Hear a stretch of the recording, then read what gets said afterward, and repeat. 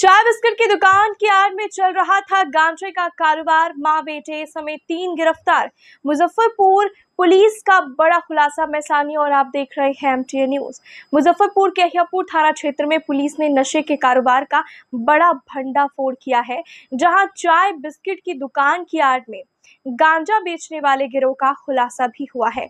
Police ने कार्रवाई करते हुए मां बेटे समेत 3 लोगों को गिरफ्तार किया है और उनके पास से भारी मात्रा में गांजा भी बरामद किया गया है। मामला सिपापुर इलाके का है, जहां गुप्त सूचना के आधार पर पुलिस ने एक घर और उससे जुड़ी चाय दुकान पर छापेमारी की। इस दौरान में अलग अलग पैकेट में रखा कुल 493 ग्राम गांजा बरामद किया गया।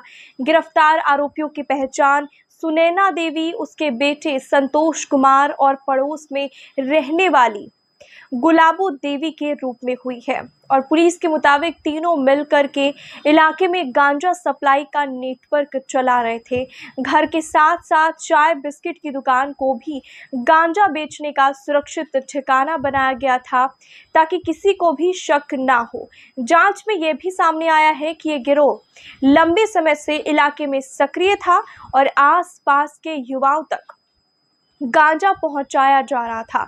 मामले को लेकर के एसडीपीओ टाउन 2 विनीता सिन्हा ने प्रेस कॉन्फ्रेंस कर इसकी जानकारी दी है और उन्होंने बताया कि जिले में अवैध नशे के कारोबार के खिलाफ में लगातार अभियान चलाया जा रहा है और इसी अभियान के तहत में ये कार्रवाई भी की गई है। पुलिस अब यह पता लगाने में जुटी हुई है कि गांजे की सप्लाई कहां से हो रही थी और इस नेटवर्क में और कौन कौन लोग शामिल हैं।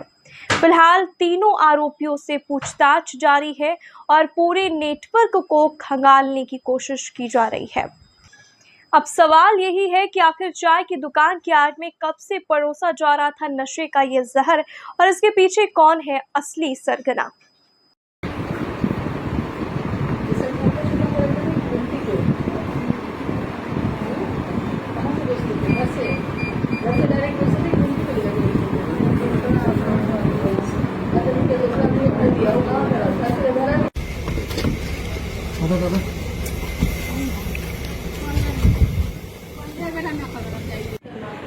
सुनैना देवी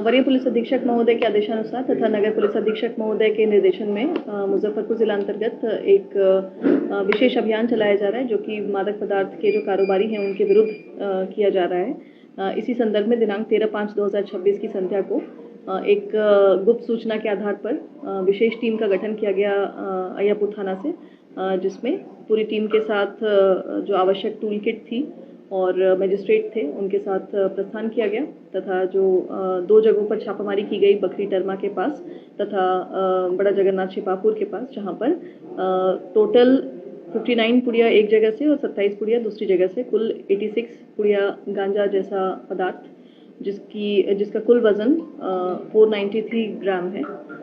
तो करीब आधा किलो गांजा कल के रेड में बरामद हुआ है, जिसमें 3 व्यक्तियों को गिरफ्तार किया गया है घटनास्थल से ही, जिनका नाम संतोष कुमार है, सुनैना देवी तथा गुलाबो देवी है।